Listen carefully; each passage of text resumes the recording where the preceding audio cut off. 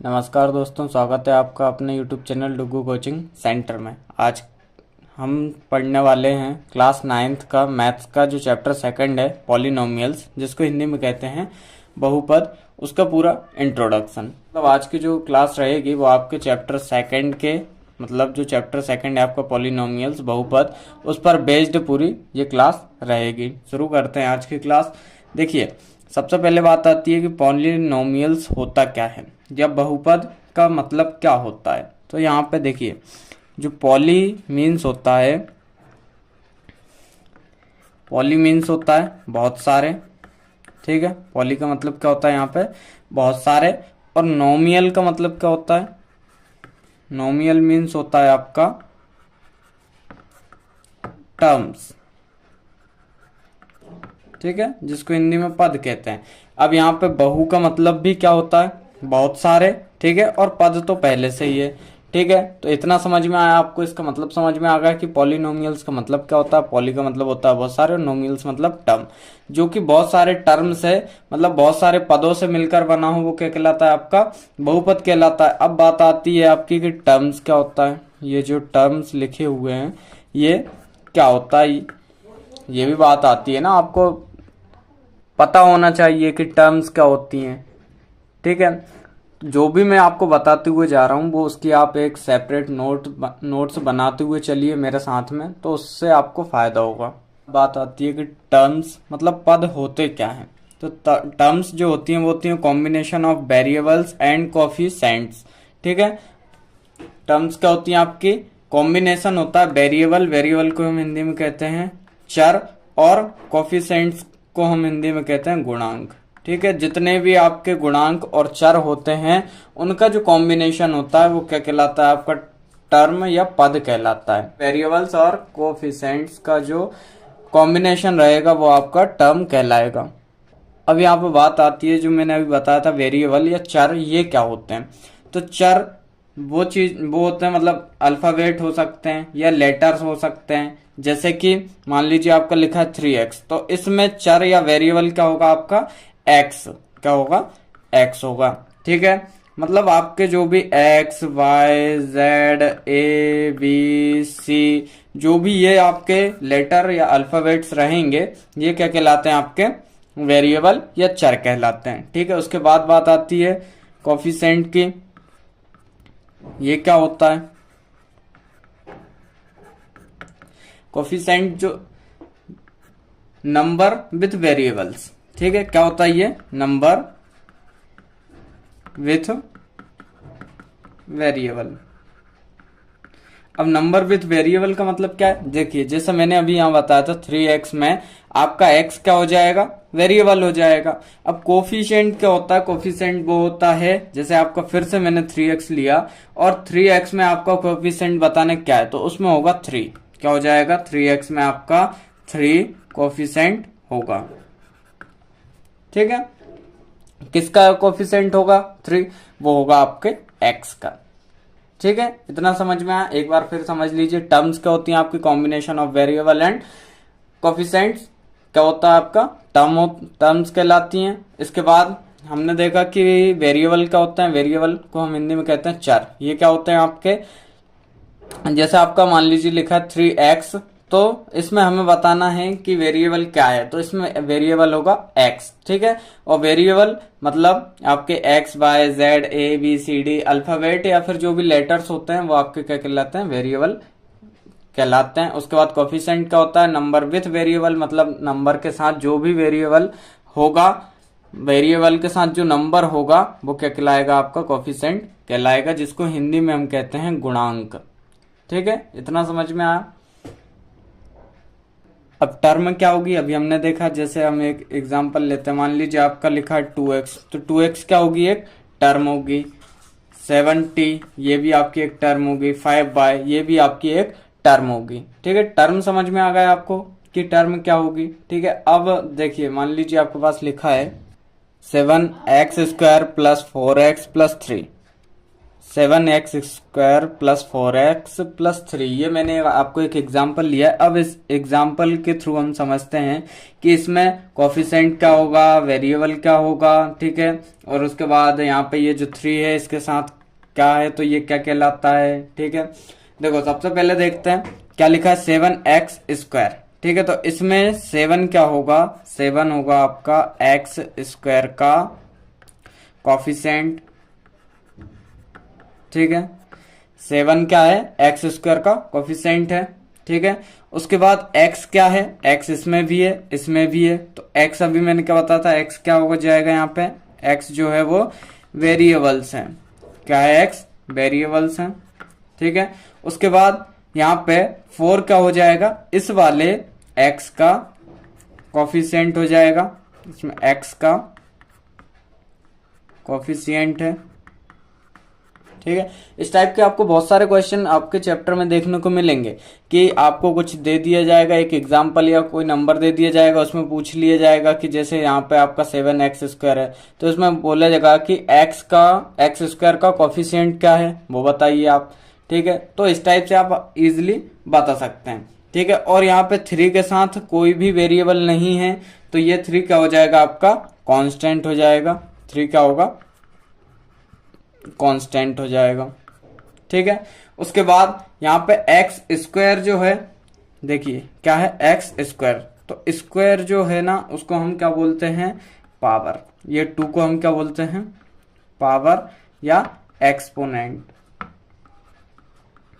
क्या बोलते हैं, पावर या एक्सपोनेंट। ये चीज ना आप 8th में अच्छे से पढ़ के आए हैं, ठीक है। और जैसे मान लीजिए ये वाला x है, सिंगल x है, तो इसकी पावर कुछ नहीं है, मतलब 1 है, ठीक है। जिसकी पावर कुछ ना हो मतलब उसकी पावर कितनी होगी, 1, इतना आपको याद रखना है, ठीक है। अब यहाँ पे ये जो 7x² लिखा है ना, ये इसकी एक टर्म हो जाएगी, 7x² क्या है, एक टर्म है। उसके बाद प्लस 4x जो है, 4x भी एक टर्म है, और प्लस 3 है ना, तो 3 भी एक टर्म है, ये आपको याद रखना है, ठीक है। इसके बाद अगला टॉपिक है आपका बहुपद के प्रकार, मतलब टाइप्स ऑफ पॉलिनोमियल पढ़ेंगे हम, ठीक है, कि पॉलिनोमियल के कितने टाइप्स होते हैं, उसको हम कितने टाइप के थ्रू पढ़ सकते हैं। तो इसमें हमें 3 चीजों के थ्रू पढ़ना है इसको। पहला हो जाएगा आपका टर्म, ठीक है। दूसरा हो जाएगा वेरिएबल, तीसरा हो जाएगा डिग्री, ठीक है। पहला क्या हो जाएगा, टर्म, दूसरा वेरिएबल और तीसरा डिग्री। टर्म को हम हिंदी में कहते हैं पद, वेरिएबल को कहते हैं चर, और डिग्री को कहते हैं हम घात, ठीक है। ये 3 चीजों के द्वारा आपको इसके प्रकार पढ़ने हैं। सबसे पहला हम पढ़ेंगे टर्म के थ्रू, सबसे पहले हम पढ़ते हैं टर्म, ठीक है। अब टर्म में आपको ये बताना है, देखिए मान लीजिए आपके पास कोई एक टर्म दी है तो उसको हम क्या बोलेंगे, यदि 2 टर्म दी हैं तो उसको क्या बोलेंगे, यदि 3 टर्म दी हैं तो उसको क्या बोलेंगे, ये आपको बताना पड़ेगा। इससे बेस्ड आपको क्वेश्चन आते हैं, आपको कोई कुछ भी एग्जाम्पल दे दिए जाएंगे और उसमें पूछ लिया जाएगा कि ये आप बताइए कि ये क्या कहते हैं इसको, ठीक है। तो देखिए जब भी आपको एक टर्म दी हुई होगी तो उसको हम बोलेंगे मोनोमियल, क्या बोलेंगे, मोनोमियल, ठीक है।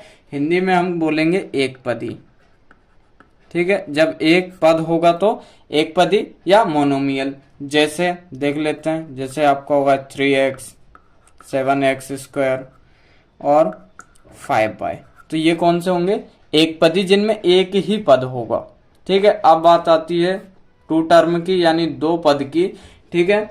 तो 2 पद को हम क्या बोलेंगे, बायनोमियल, क्या बोलेंगे, बायनोमियल।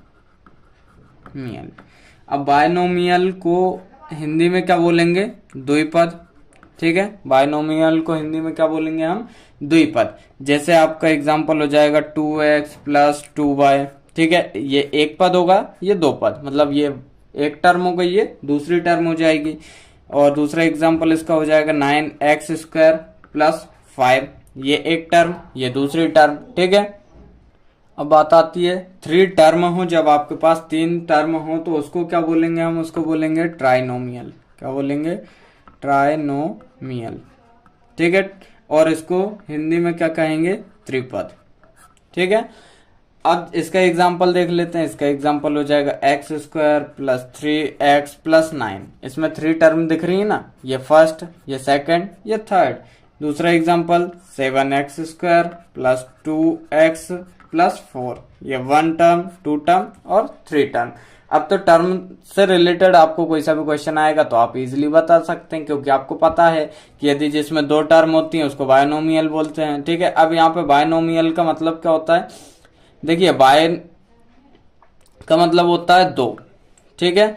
और यहाँ पे ट्राई का मतलब कितना होता है, तीन, ठीक है। तो आप इस टाइप से थोड़ा याद रखिएगा कि जब भी आपको दो टर्म दिखेंगी तो आप क्या बताओगे कि बायनोमियल है, ठीक है। तीन टर्म यानी थ्री टर्म दिखेंगे आपको, तीन पद दिखेंगे तो क्या बोलोगे, ट्राइनोमियल, हिंदी वाले बोलेंगे त्रिपद है, ठीक है। उसके बाद एक टर्म है, जब एक पद होगा, ठीक है, वन टर्म होगी तो मोनोमियल होगा, और हिंदी वाले क्या बोलेंगे, एक पदी है, ठीक है। इनके एग्जाम्पल मैंने यहाँ पे लिखी दिए हैं तो आपको इजिली थोड़ा समझ में आ गया होगा। हाँ, और एक बात और, यदि किसी एग्जाम्पल में आपको 4 या 5 टर्म हैं, या जिसको हम हिंदी में बोलते हैं 4 या 5 पद हैं, तो हम उसको केवल बहुपद यानी पॉलिनोमियल ही बोलते हैं, उसके लिए कोई अलग से वर्ड यूज नहीं किया जाता है, ठीक है। ओनली ये 3 तक ही, 3 तक ही अलग से वर्ड नाम दिए गए हैं उनको। बाकी यदि 4 और 5 आता है तो उसको सिंपल हम बहुपद या इंग्लिश में बोलें तो पॉलिनोमियल ही बोलते हैं, उसके लिए कोई अलग से वर्ड नहीं है।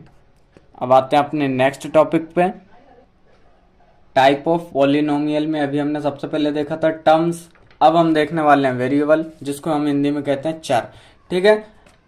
अब वेरिएबल में सबसे पहला है आपका पॉलिनोमियल इन वन वेरिएबल, ठीक है, मतलब बहुपद में चर, एक बहुपद में चर। जैसे मान लीजिए आपका लिखा है x² प्लस 2x+7, ये आपका लिखा हुआ है। अब इसमें आपसे पूछ लिया जाता है कि आप इसमें वेरिएबल बताइए कि कितने हैं, ठीक है। तो आप क्या बताओगे, देखो यहाँ पे एक चीज का ध्यान रखना कि यहाँ पे ये मैटर नहीं करता है कि चर मतलब वेरिएबल कितने बार रिपीट हो रहा है, वो है तो एक ही ना। यहाँ पे x ये आपका वेरिएबल है, ठीक है। वेरिएबल मैंने आपको पहले ही बता दिया है कि क्या होता है। अब यहाँ पे वेरिएबल आपका कितने बार रिपीट हो रहा है वो मैटर नहीं करता, वो सिर्फ एक बार ही गिना जाएगा। कितने बार गिना जाएगा, एक बार, ठीक है। तो ये आपका x है, मतलब एक बार है। यदि आपका आता है पॉलिनोमियल इन, ये 1 का देखा अभी हमने, अब हम देखेंगे 2 का, 2 वेरिएबल, ठीक है। तो 2 में आपको क्या हो जाएगा कि वेरिएबल आपके 2 हो जाएंगे, जैसे 2x+7y। तो यहाँ पे x एक वेरिएबल हो जाएगा और y यहाँ पे दूसरा वेरिएबल हो जाएगा, ठीक है। एक और एग्जांपल देख लेते हैं, जैसे आपका होगा 3x+9y। तो यहाँ पे x एक वेरिएबल और y दूसरा वेरिएबल। अब समझ में आया ना आपको कि देखिए यदि आपको वन वेरिएबल में रहेगा तो ओनली x या y या a या v जो भी है वो रहेंगे, ठीक है। यदि 2 वेरिएबल आ जाते हैं तो आपका वेरिएबल कितने हो जाएंगे, मतलब चर कितने हो जाएंगे, यहाँ पे 2 हो जाएंगे। जैसे यहाँ पे होगा x और y। अब सेम आता है यदि आपका 3 में पूछ लिया है कि पॉलिनोमियल, इससे बेस्ड आपके क्वेश्चन आते ही हैं इन 3 वेरिएबल, ठीक है। तो 3 वेरिएबल होगा जब आपका, तो उसमें क्या रहेगा, आपको 3 वेरिएबल हो जाएंगे, जैसे 2a plus 9b plus 7c। तो यहाँ पे a एक वेरिएबल होगा, b दूसरा वेरिएबल होगा और c तीसरा वेरिएबल होगा। अब आपको क्लियर होगा ना। यदि आपको वेरिएबल बेस्ड क्वेश्चन आते हैं और आपको बताना है कि इसमें कितने वेरिएबल हैं, तो आप कैसे बता सकते हो, उसमें देखेंगे आपके वेरिएबल कितने हैं। बस आपको इतना याद रखना है कि यदि एक वेरिएबल है जो बार बार रिपीट हो रहा है तो उसको ओनली एक बार ही गिनेंगे हम। जैसे यहाँ पे x 2 बार आ रहा था तो 2 बार आ रहा है, लेकिन x तो एक ही है ना, ठीक है तो एक ही वेरिएबल, तो यहाँ पे ये एक गिना जाएगा, ठीक है। अब हम देखते हैं डिग्री, नेक्स्ट टॉपिक जो आपका बहुपद की घात मतलब डिग्री ऑफ द पॉलिनोमियल। ठीक है, अब यहाँ पे डिग्री का मतलब क्या होता है? डिग्री का मतलब होता है हाईएस्ट पावर। डिग्री का मतलब क्या होता है बेटा? Highest power. ठीक है, तो इसमें आपको क्या देखना है? ओनली हाईएस्ट पावर देखना है। ठीक है, यदि मान लीजिए आपके पास एग्जाम्पल है कि x square plus Y cube, तो यहाँ पे बताना है आपको कि इसकी डिग्री क्या होगी। तो बेटा यहाँ पे इसकी डिग्री होगी 3। कितनी होगी? 3। बस आपको इसमें सिर्फ हाईएस्ट पावर देखनी है बस। तो इन दोनों में हाईएस्ट पावर किसकी है? y की, जो कि क्या है? 3। तो इसकी डिग्री क्या होगी? मतलब बहुपद की, इस बहुपद की घात क्या होगी? 3 होगी। ठीक है, अब डिग्री जो है वो आपकी 4 प्रकार की होती है। पहले पढ़ेंगे हम डिग्री 1। ठीक है, डिग्री 1। डिग्री 1 में आपको जैसे लिखा है x+2।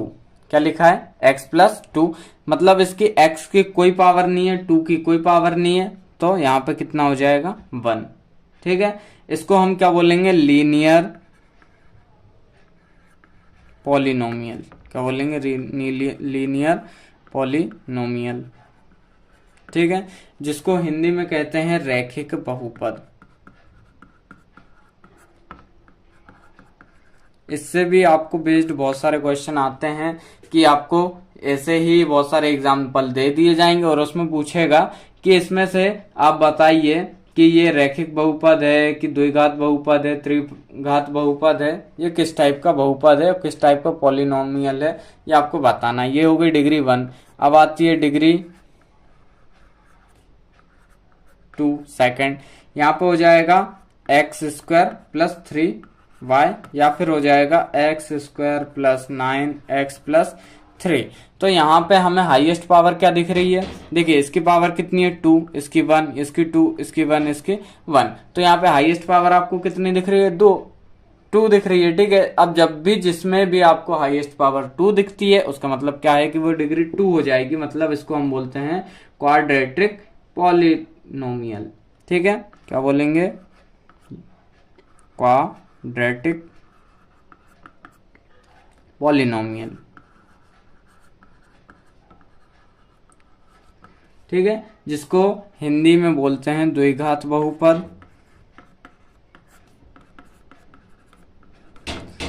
ठीक है, द्विघात बहुपद। द्विघात बहुपद में क्या होता है कि जिसकी घात केवल 2 हो, जिसकी घात ओनली कितनी हो? ओनली 2 हो, मतलब क्वाड्रेटिक पॉलिनोमियल।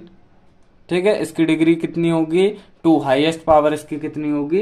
2 होगी। ठीक है, तो ये क्या कहलाएगा? द्विघात बहुपद कहलाएगा, या द्विघाती बहुपद इसको हम कहते हैं। अब नेक्स्ट देखते हैं आपका। इसके बाद आती है डिग्री 3। डिग्री 3 के लिए एग्जांपल लिया हमने 2a³ + 5b² + c। तो इसमें हाईएस्ट पावर कितनी दिख रही है आपको? 3, इसकी 2, इसकी 1। ठीक है, तो जिसकी भी हाईएस्ट पावर 3 होगी वो डिग्री 3 होगी, जिसको हम इंग्लिश में कहते हैं क्यूबिक पॉलिनोमियल। ठीक है, जिसकी पावर 3 होगी वो क्या कहलाएगा? Cubic polynomial. और जिसको हिंदी में बोलेंगे त्रिघाती बहुपद। ठीक है, क्या हो जाएगा? त्रिघाती बहुपद, है ना। अब नेक्स्ट आता है आपका डिग्री 0। जब भी किसी की भी डिग्री 0 होती है तो उसका हमेशा आंसर क्या आता है? 1 आता है। जैसे 5 की पावर यहाँ पे 0 है तो क्या आएगा? 1 आएगा। इसको हम बोलते हैं कांस्टेंट पॉलिनोमियल। ठीक है, इतना समझ में आया। इसके बाद आता है नेक्स्ट टॉपिक आपका। अब हम पढ़ने वाले हैं बेटा वैल्यू ऑफ पॉलिनोमियल। ठीक है, मतलब आपको कोई सा भी पॉलिनोमियल दिया, उसकी आपको वैल्यू निकालनी हो तो वो आप किस टाइप से निकालेंगे। तो इसके लिए हम एक एग्जांपल लेते हैं। आपका क्वेश्चन इस टाइप से आएगा, px = x² + 2x + 6। ठीक है, ये आपका एग्जाम्पल है और उसमें ये भी दिया रहेगा कि आपको x की जगह क्या पुट करना है। तो यहाँ पे आपको दिया है कि x की जगह आपको क्या पुट करना है? 2 पुट करना है। ठीक है, तो यहाँ पे हम सेम लिखेंगे, p x की जगह 2 = x की जगह कितना रखना है? 2 का यहाँ होल स्क्वायर हो जाएगा, +2 × 2 प्लस में 6। ठीक है, इतना क्लियर हुआ। उसके बाद = 2 का स्क्वायर कितना होगा? 4 + 2 × 2 = 4 + 6। अब 4 और 4 को जब हम ऐड करेंगे तो आपको मिलेगा 8 + 6, और 8 और 6 को हमने जब प्लस कर दिया तो 14, ये इसका आंसर हो जाएगा।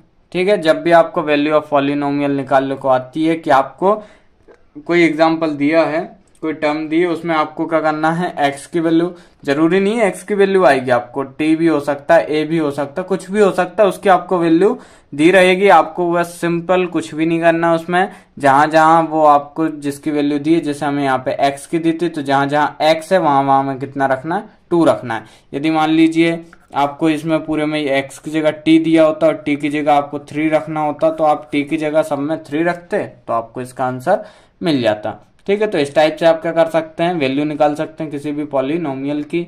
अब हम नेक्स्ट टॉपिक जो पढ़ने वाले हैं वो है आपका रिमाइंडर थ्योरम। ठीक है, जिसमें हम सीखेंगे डिवीजन। क्या सीखेंगे बेटा, डिवीजन। अब सबसे पहले देखेंगे हम शेषफल प्रमेय, मतलब रिमाइंडर थ्योरम होती क्या है। देखिए, ये होता है आपका डिवाइडेंड रिमाइंडर थ्योरम में हमें सबसे पहले देखिए होता क्या है, डिवाइडेंड इज इक्वल टू होता है आपका डिवाइजर इनटू कोशेंट, और प्लस में होता है आपका रिमाइंडर। ठीक है, अब इसमें ये जो डिवाइडेंड है ये होता क्या है, ये होता है जिसको डिवाइड किया जा रहा है। क्या है, जिसको डिवाइड किया जा रहा है। ठीक है, ये क्या हो जाएगा, आपका डिवाइडेंड हो जाएगा। ठीक है, जिसको डिवाइड किया जा रहा है। मान लीजिए मैं एक एग्जांपल ले लेता हूँ, जैसे एग्जांपल है मैंने 18 है, इसको हमें 2 से डिवाइड करना है। ठीक है, तो यहाँ पे 2 9 हो जाएगा 18। तो यहाँ पे किसको डिवाइड किया जा रहा है, 18 को डिवाइड किया जा रहा है, तो यहाँ पे हमारा डिवाइडेंड क्या हो जाएगा, 18 हो जाएगा। ठीक है, उसके बाद आया है आपका डिवाइजर। डिवाइजर जिससे डिवाइड किया जा रहा है, यहाँ पे क्या हो जाएगा, जिससे डिवाइड किया जा रहा है। ठीक है, अब किससे डिवाइड किया जा रहा था, यहाँ पे 2 से, तो हमारा डिवाइजर क्या हो जाएगा, 2। उसके बाद इनटू में कोसेंट। तो कोसेंट क्या है, कोसेंट है आपका आंसर। क्या है, कोसेंट क्या हो जाएगा यहाँ पे, आंसर। तो आंसर क्या आ रहा है आपका, क्या आ रहा है, 9। तो यहाँ पे कोसेंट क्या हो जाएगा, 9 हो जाएगा बेटा। अब उसके बाद है रिमाइंडर। रिमाइंडर का मतलब क्या है, जो बचा है। ठीक है, क्या है, जो बचा है। तो यहाँ पे क्या बचा है, कुछ भी नहीं बचा है। ठीक है, तो ऐसा जरूरी नहीं है कि आपको यहाँ पे कुछ नहीं बचा है तो किसी भी क्वेश्चन में नहीं बचेगा। बहुत से क्वेश्चन ऐसे हैं जिनमें बचा हुआ रहता है, तो यहाँ पे आपका जो भी बचा हुआ रहेगा वो क्या कहलाएगा, रिमाइंडर कहलाएगा। ठीक है, यदि इसको हिंदी में देखें तो हिंदी में बोलते हैं इसको भाज्य बराबर भाजक, उसके गुणा में भागफल। ठीक है, और उसके प्लस में क्या आएगा, शेषफल।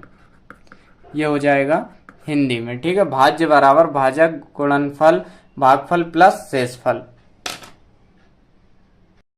यदि हम इसको पॉलिनोमियल की भाषा में लिखें तो ये होता है आपका px। px क्या हो जाएगा, यहाँ पे डिवाइडेंड हो जाएगा। ठीक है, is equal to gx। gx क्या हो जाएगा, आपका डिवाइडर हो जाएगा। इनटू में होता है qx और प्लस में होता है rx। ठीक है, जब भी आपको रिमाइंडर थ्योरम या फिर शेषफल प्रमेय पढ़ेंगे आप, तो आपको ये पढ़ना पड़ेगा। ये क्या होता है, p x is equal to g x into q x plus r x. ठीक है, अब मैंने आपको ये बताने का यही मतलब था कि ये जो होता है आपका पी एक्स होता है। ठीक है, ये डिवाइजर जो होता है आपका जी एक्स होता है, और इनटू में ये जो कोसेंट होता है ये होता है आपका क्यू एक्स, और जो रिमाइंडर होता है वो होता है आर एक्स।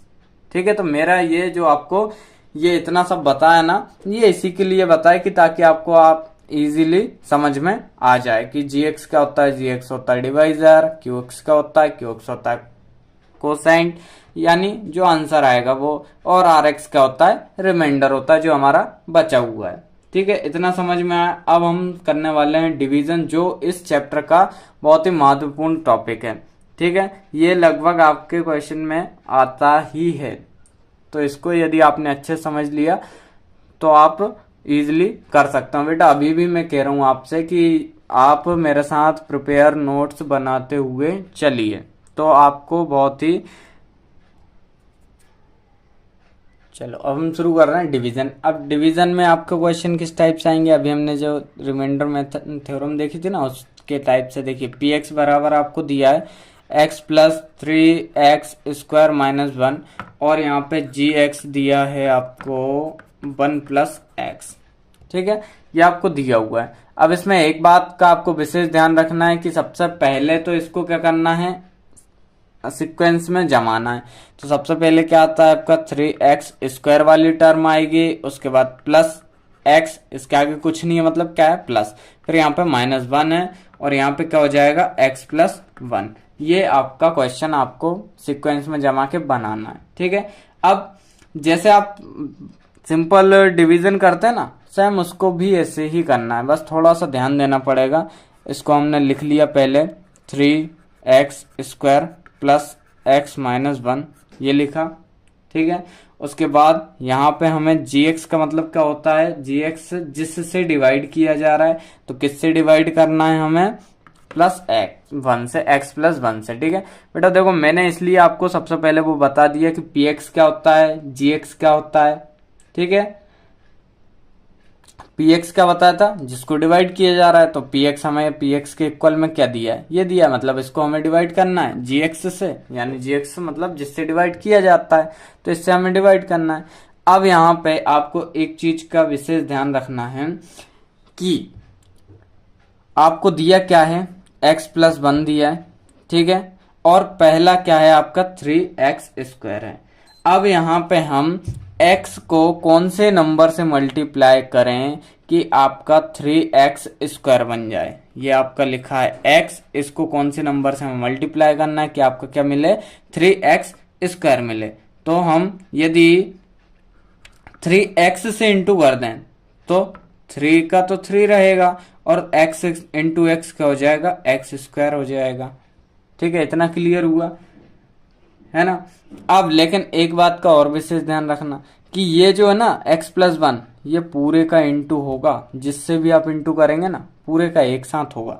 तो यहाँ पे जब हमने किया है ये, तो इसका मतलब क्या है कि x + 1 का इंटू हमने कर दिया है 3x से, तो इसका इंटू इससे करेंगे हम, पहले इसका करेंगे फिर इसका करेंगे, तो ये मिलेगा हमें 3x², प्लस है बीच में, प्लस लगाया तो 3 बन जा 3x, क्या मिला ये, ठीक है।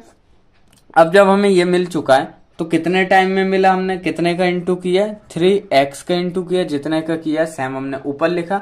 अब यहाँ पे हमने इंटू किया तो हमें मिला 3x², यहाँ पे प्लस कितना आया था आपका 3x, यही आया ना बेटा।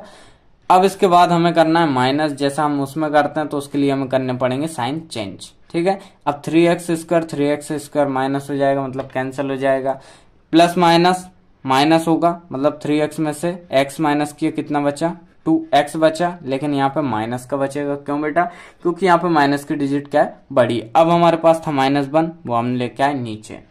इतना क्लियर हुआ ना सभी को, ठीक है। अब -1 नीचे लेके आ गए हम, ठीक है। अब ऐसे कौन से नंबर से हमें मल्टीप्लाई करना है कि आपका -2 आए यहाँ पे, ठीक है।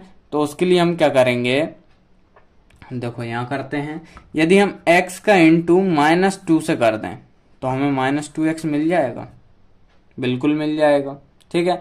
तो हम क्या कर देते हैं, -2 का इंटू कर दिया हमने x से, तो हमें यहाँ क्या मिल गया, -2x मिल गया।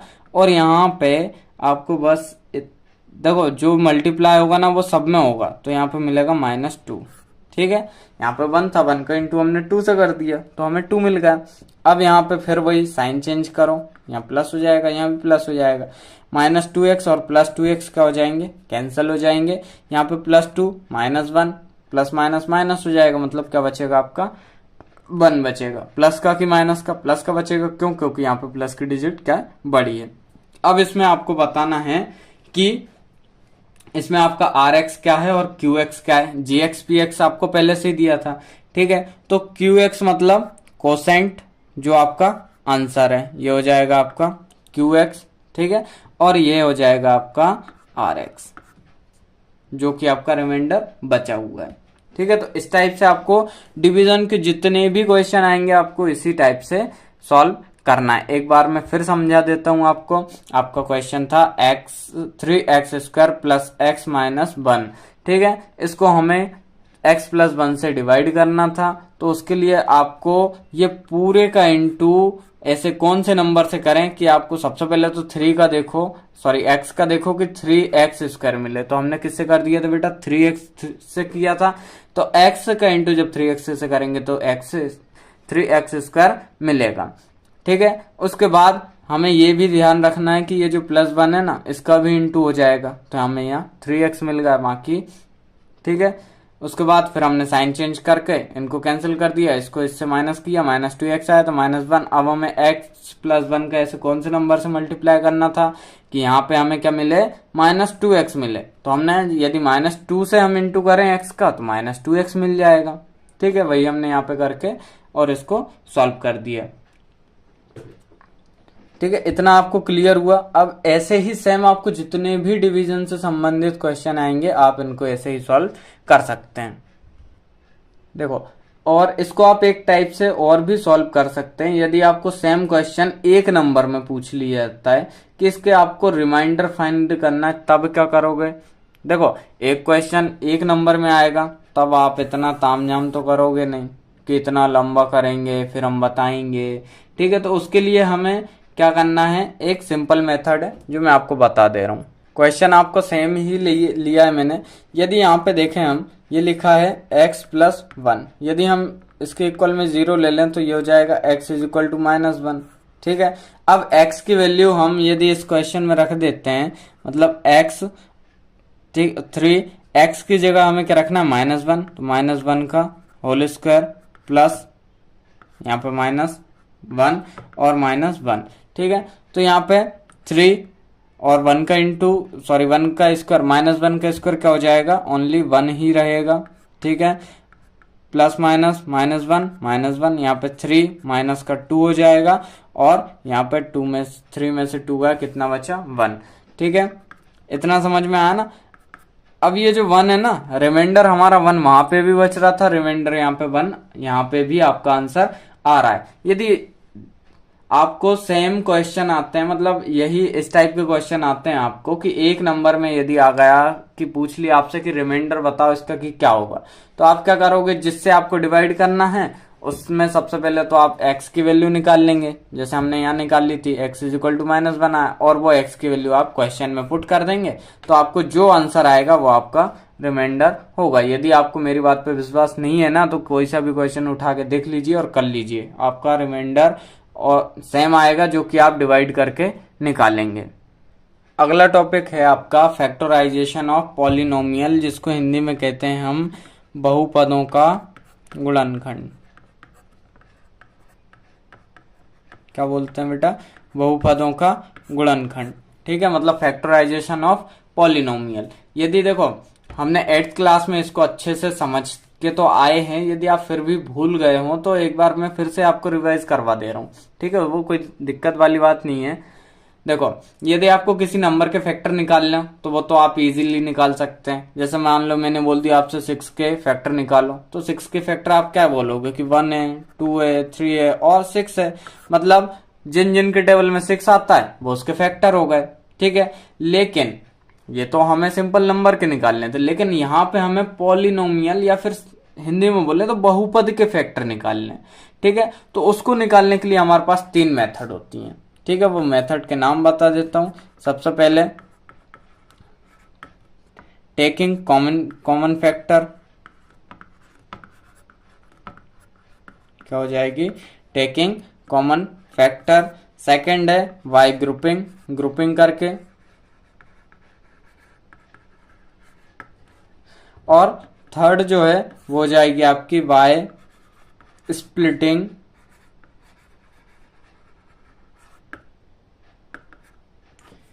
Middle term. ये वाली जो है ना बेटा, ये आपकी बहुत ही इजी तो है लेकिन बहुत ही आईएमपी है।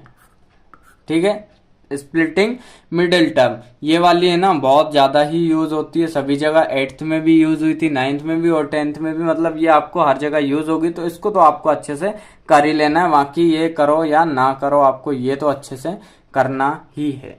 ठीक है, तो सबसे पहले देखेंगे हम टेकिंग कॉमन फैक्टर।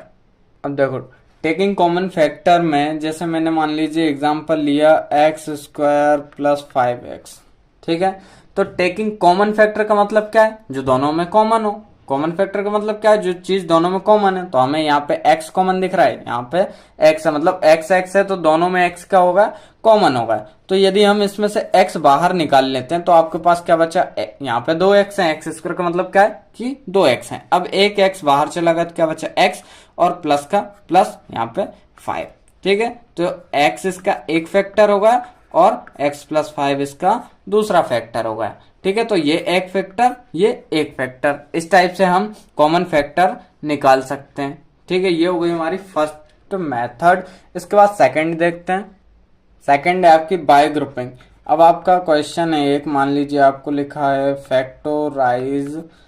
फैक्टराइज करना है आपको AB + BC + AX + CX। ठीक है, ये आपको क्या करना है, फैक्टराइज करना है। तो इसको फैक्टराइज आप कैसे करेंगे, देखो जब आपके सारे टर्म में कुछ ना कुछ कॉमन हो तो हम क्या करेंगे कि ग्रुपिंग मेथड का यूज करेंगे। ठीक है, यहां पे देखो इसमें A है, इसमें A नहीं है, इसमें B है, इसमें B है, इसमें A है और इसमें A है, इसमें C है और इसमें C है। ठीक है, और इसमें X है, इसमें X है। ठीक है, तो इसका मतलब क्या है कि आपके सभी में से कुछ ना कुछ कॉमन मिल रहा है। ठीक है, आपको ये नहीं है कि ये दो में कुछ कॉमन मिल गया और ये दो में अलग कॉमन मिल गया, नहीं, सभी में कुछ ना कुछ कॉमन मिल रहा है। जो इसमें है वो थर्ड में भी है, जो सेकंड में है वो आपके फोर्थ में भी है। तो इस टाइप से जब भी आपको क्वेश्चन आते हैं तो उसको आप क्या कर सकते हैं, ग्रुपिंग के द्वारा फैक्टराइज कर सकते हैं। देखो इसको हम ये लिख सकते हैं, देखो सबसे पहले AB और BC, AB + BC + AX + CX, इसको हमने क्या किया, दो ग्रुप में डिवाइड कर दिया। एक ग्रुप ये बन गया, दूसरा ग्रुप ये बन गया। ठीक है, अब इस ग्रुप में से आपको क्या कॉमन मिल रहा है वो निकाल लो। तो इसमें से तो भैया मुझे B कॉमन दिख रहा है, बाकी A + C ऐसा का एज इट इज लिख दो। ठीक है, उसके बाद इसमें से क्या कॉमन मिल रहा है, इसमें से मुझे मिल रहा है X कॉमन, बचा क्या अंदर A + C। ठीक है, अब यहां पे आपका ये जो AC है और AC है, ठीक है, ये आपका क्या हो जाएगा, एक हो जाएगा। तो A + C ये होगा आपका एक टर्म, और यहाँ पे B + X क्या हो जाएगा, दूसरी टर्म हो जाएगी। ठीक है, तो एक फैक्टर ये निकल गया, दूसरा फैक्टर ये निकल गया। समझ में आया ना, एक बार फिर से समझा देता हूं। ये जो था आपके पास, इसमें से हमने दो ग्रुप बना लिए, A + B और B + C एक ग्रुप, प्लस AX + CX ये आपका दूसरा ग्रुप हो जाएगा। ठीक है, उसके बाद हमने इसमें से जो कॉमन मिला था वो लिख लिया और इसमें से जो कॉमन मिला था वो लिख लिया। उसके बाद ये इसके इनटू में आ गया, ये भी इसके इनटू में आ गया। तो ये वाला और ये वाला सेम था, हमने उसको एक बार लिख दिया, और ये वाला और ये वाला हमने एक बार लिख दिया। तो एक कॉमन फैक्टर ये हो जाएगा, एक कॉमन फैक्टर ये हो जाएगा। तो इस टाइप से आप ग्रुपिंग के थ्रू निकाल सकते हैं। लास्ट है आपकी बाय स्प्लिटिंग मिडिल टर्म। ये वाली बेटा आप मेथड जो है ना, ये तो आप 8th में अच्छे से पढ़ के आए ही होंगे। ठीक है, फिर भी एक बार मैं रिवीजन के तौर पे आपको अच्छे से समझा देता हूँ। मान लीजिए आपका क्वेश्चन लिखा है x² + 7x + 12, मान लीजिए यहाँ पे ये आपका क्वेश्चन लिखा है। ठीक है, अब मिडिल टर्म स्प्लिटिंग का मतलब क्या है कि आपको जो बीच वाली टर्म है ये वाली, ठीक है, उसको आपको ऐसा तोड़ना है। सबसे पहले तो आप एक चीज याद रखना, यहाँ पे जो नंबर है और यहाँ पे जो नंबर है उनका मल्टीप्लाई करना। ठीक है, तो यहाँ पे 12 और यहाँ पे नंबर क्या आ रहा है 1, तो 12 1 जा 12, ये कितना आया आपका 12। ठीक है, अब आपको याद रखना है कि हमें ये जो 7 है ना, मतलब मिडिल टर्म है, इसको इस टाइप से स्प्लिटिंग करना, मतलब इस टाइप से हमें तोड़ना है कि आपको या तो उनका प्लस माइनस करें तो 12 मिले, और सॉरी प्लस माइनस करने पे आपको 7 मिलना चाहिए और उन दोनों नंबर का इंटू करने पे आपको कितना मिलना चाहिए, 12 मिलना चाहिए। ठीक है, तो उसके लिए आपको सबसे इजी मेथड है कि जो भी आपका वो आ रहा है उसका हमें क्या कर लेना है, सबसे पहले तो आपको उसको फैक्टर निकालने हैं इसके। ठीक है, तो 12 के फैक्टर क्या हो सकते हैं, 2 हो सकता है, ठीक है, 3 हो सकता है, 4 हो सकता है, 6 हो सकता है, 1 हो सकता है और 12 हो सकता है। यदि हम 2 और 3 को जोड़ते हैं तो आपका कितना आ जाएगा, कितना आएगा, देखो 2 और 3 हो जाएगा आपका 5, तो हमें तो चाहिए 7, नहीं होगा। 3 और 4 को यदि हम जोड़ते हैं तो कितना होगा, 3 और 4 7 होता है। और यदि फिर हम इसका मल्टीप्लाई करें 3 इंटू 4 तो हमें कितना मिलना चाहिए, 12, जो कि मिल रहा है। तो हम लिख सकते हैं कि एक्स स्क्वायर प्लस एक हो जाएगा आपका 3x और यहाँ पे क्या हो जाएगा आपका प्लस 4x। ठीक है, प्लस 12। या तो आप इसको ऐसा लिख सकते हो, एक्स स्क्वायर प्लस 4x, बड़ा नंबर पहले लिख दिया, प्लस 3x प्लस 12। ठीक है, अब इसके बाद हमें वही ग्रुपिंग वाला सिस्टम देखना है। पहले इन दो का ग्रुप बना दो, इन दो को अलग कर दो। ठीक है, तो इन दोनों में से कॉमन क्या निकल रहा है, x हमने कॉमन निकाल लिया, अंदर क्या बचा, 2x थे, 1x प्लस 4 बचा। जो यहाँ लिखेंगे वही यहाँ लिख दो, नहीं तो सिंपल इन दोनों में से कॉमन क्या निकल रहा है, इन दोनों में से ये मुझे दिख रहा है प्लस का 3 कॉमन। अब यहाँ से 3 चला गया तो क्या बचा, x प्लस, और यहाँ से भी 3 निकल गया, मतलब 4 इंटू 3, तो यहाँ कितना बचा, 4 बचा। देखो आया ना सेम, यहाँ भी x प्लस 4, यहाँ भी x प्लस 4। ठीक है, अब इसको एक बार लिख दो, x प्लस 3 को एक बार लिख दिया और x प्लस 4 को एक बार लिख दिया, तो ये आपका एक फैक्टर हो जाएगा और ये आपका दूसरा फैक्टर हो जाएगा। ठीक है, तो इस टाइप से आप स्प्लिटिंग मिडिल टर्म कर सकते हैं। और एक चीज और, इसको आप ऐसे भी यदि रीचेक करना तो ऐसे कर सकते हैं, यदि x का x से इंटू किया तो x स्क्वायर मिला, x प्लस का प्लस लगा दिया, x का 4 से किया तो 4x मिल गया। ठीक है, अब यहाँ पे प्लस 3 का x से किया तो 3x मिल गया और 3 का यहाँ पे 4 से किया तो 12 मिल गया। ठीक है, इस टाइप से भी आप इसको चेक कर सकते हैं। इसके बाद नेक्स्ट टॉपिक, इसके बाद हम देखते हैं इस चैप्टर का लास्ट टॉपिक, जो कि आपकी अलजेब्रिक आइडेंटिटीज, जिनको हम हिंदी में कहते हैं सर्वसमीकाएं। ठीक है, ये ओनली मैं आपको आइडेंटिटीज ही बताऊंगा, इनसे बेस्ड क्वेश्चन हम सीधे एक्सरसाइज में करेंगे। ठीक है, कुछ आइडेंटिटीज हैं, मतलब हिंदी में बोलो सर्वसमीकाएं हैं, जिनको हम देख लेते हैं। बाकी इनसे बेस्ड जो क्वेश्चन रहेंगे वो सीधे हम एक्सरसाइज में सॉल्व करेंगे। ठीक है, उनमें से कुछ एक्सरसाइज तो ऐसी हैं जो आप पहले से ही पढ़ते हुए आ रहे हैं। जैसे पहली देख लीजिए, क्या है, x प्लस वाई का होल स्क्वायर है। ये होता है आपका x square plus y square plus 2xy। ठीक है, यदि हम यहाँ पे, आपने ज्यादातर पढ़ा होगा a प्लस बी का होल स्क्वायर, यही पढ़ते हुए आ रहे हैं ना आप पहले से, a प्लस बी का होल स्क्वायर। ठीक है, तो यहाँ पे क्या हो जाता है, a square plus b square plus 2ab। यही है सेम, बस a और b की जगह पे इन्होंने क्या लिया है, x और y ले लिया है। ठीक है, सेम आपका सेकंड है, x माइनस वाई का होल स्क्वायर है।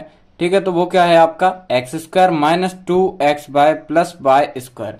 चाहे तो आप इसको ऐसा भी लिख सकते हैं कि x square plus y square, और ये जो माइनस 2xy है ना, इसको आप बाद में भी लिख सकते हैं, कोई दिक्कत नहीं है। इसके बाद थर्ड है आपका x square minus y square. ये होता है आपका x प्लस वाई और x माइनस वाई। ठीक है, आप ये याद कर लीजिएगा क्योंकि इनका यूज ना बहुत ज्यादा होने वाला है। इसके बाद फोर्थ है x प्लस ए फिर x प्लस बी। ये होता है आपका x square plus a plus b bracket में, फिर उसके बाद bracket close x plus a into b. ठीक है, इसके बाद फिफ्थ है x plus y plus z का होल स्क्वायर। ठीक है, वहां पे अभी तक क्या पढ़ा था, x प्लस वाई का। अब इसमें एक चीज और ऐड हो गई है, वो है z। तो ये टोटल क्या हो जाएगा, x plus y plus z का होल स्क्वायर, जो कि होता है आपका x square plus y square plus z square plus 2xy, फिर 2 के साथ प्लस में yz और एक बार zx। बाकी आपका सब सेम रहेगा। ठीक है, उसके बाद सिक्स्थ है x प्लस वाई का होल क्यूब आ गया। अब यहाँ पे क्या है, x प्लस वाई का होल क्यूब। तो ये क्या होता है आपका x cube plus Y cube plus 3xy और ब्रैकेट में होता है आपका x प्लस वाई। ठीक है। सेवंथ है x माइनस वाई का होल क्यूब। अभी हमने ऊपर 6th नंबर पे क्या पढ़ा है, x प्लस वाई का होल क्यूब, और यहाँ पे सिर्फ प्लस की जगह माइनस है, तो आपका रहेगा सेम, बस आपका जहां जहां प्लस है वहां वहां माइनस हो जाएगा। देखिए सेम ही है, x cube minus y cube minus 3xy और यहाँ पे ब्रैकेट में x माइनस वाई, सेम है आपका। ठीक है। यदि आपने एक याद कर ली तो आपको उससे 3-4 अच्छे से याद हो जाएंगी, लगभग सभी सेम ही हैं। ठीक है। अब इसकी लास्ट है वो भी देख लेते हैं। ठीक है। लास्ट है आपकी x cube plus Y cube plus z cube minus 3xyz।